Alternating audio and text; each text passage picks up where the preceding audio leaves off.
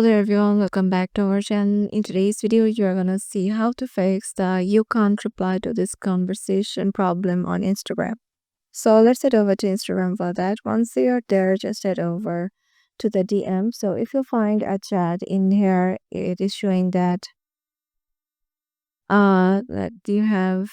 you can't reply to this conversation. Make sure you are not blocked, because if you are blocked, Instagram shows you this sort of option in here. And the second option is switch between your mobile data and Wi-Fi. Sometimes network issue occurs and Instagram shows some glitches. And the third one is update your Instagram app to the newest version to solve the problem. And the last but not the least fix you can try is uninstall your Instagram and install it again. So yeah, these are the fixes you can try to solve the issue of you can't reply to this conversation. Hope this video will help you out. If you got any questions regarding this, make sure to comment down below and let us know if the fixes works. Hope to see you in the next video.